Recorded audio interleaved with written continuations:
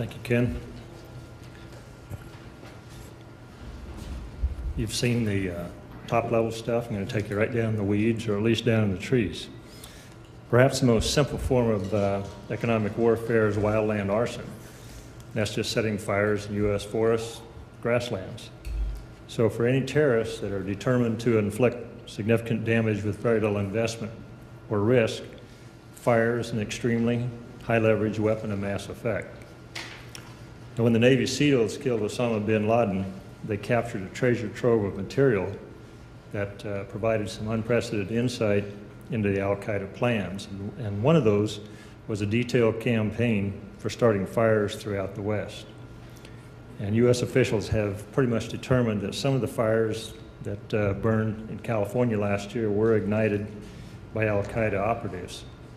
On May 2nd of this year, ABC News ran a story entitled "Al-Qaeda Magazine Calls for Firebomb Campaign in U.S."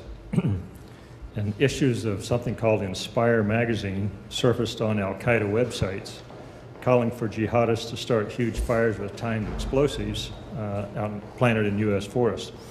Now, those articles detailed instructions for constructing remote-controlled, quote, ember bombs.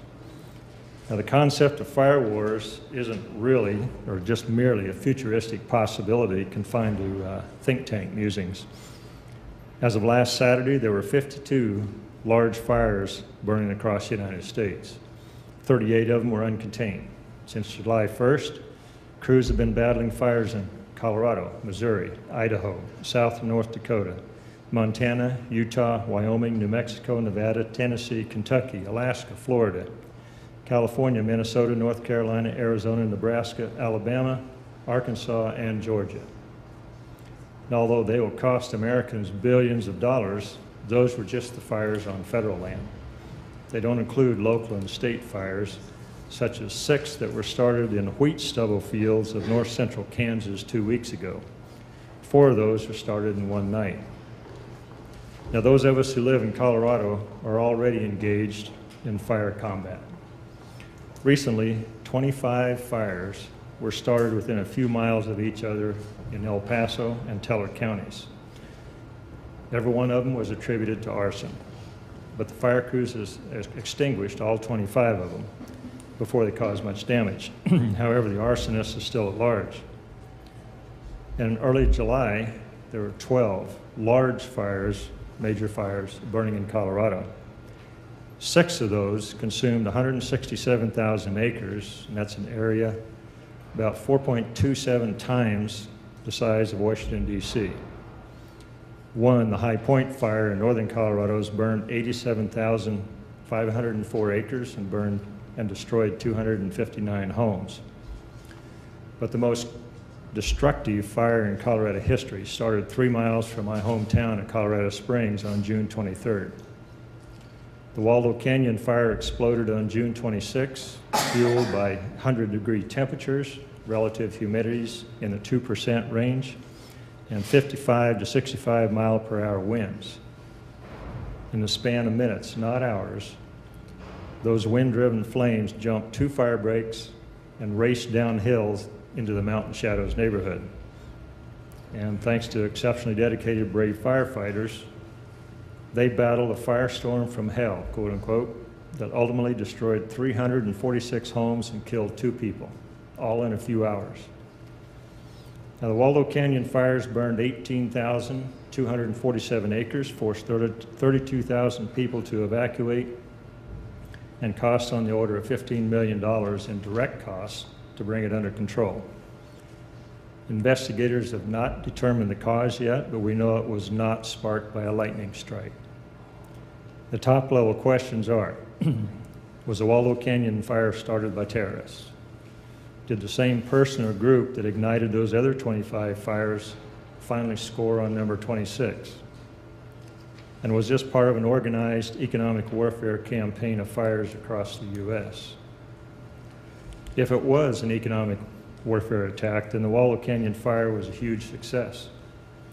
Rebuilding those 346 homes will exceed $100 million, and indirect costs will add millions more.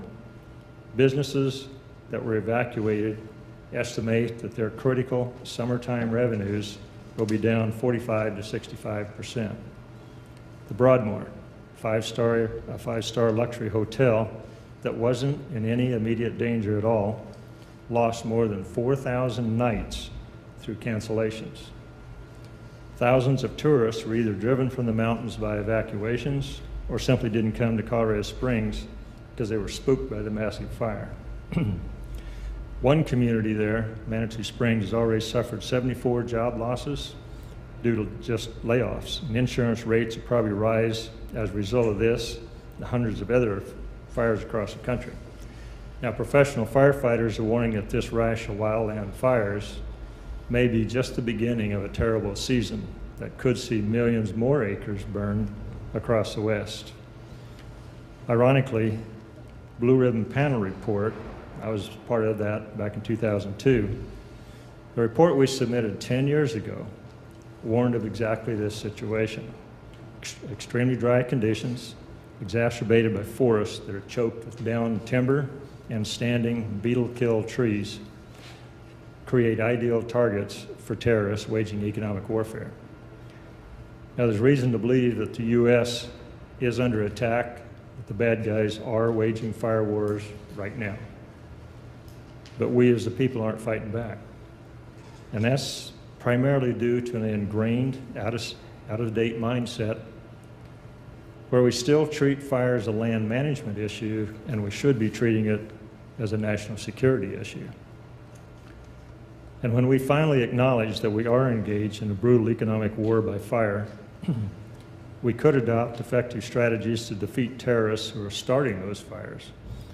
We could use NASA and Defense Department satellites to spot new fires. We could fly infrared-equipped NASA, Forest Service, military aircraft over fire-prone forests, operating something you might call a fire combat air patrols around the clock, 24/7.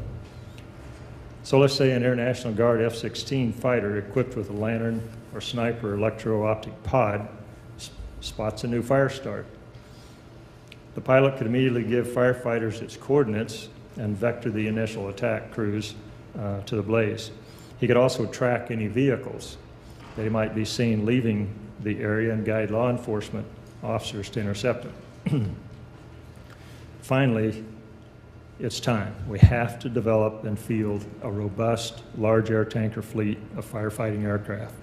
And the Forest Service has made a good start, but it still suffers from a culture and an attitude of what firefighters call cheapism, the idea that we can fight wildland fire on the cheap, and that's just no longer acceptable.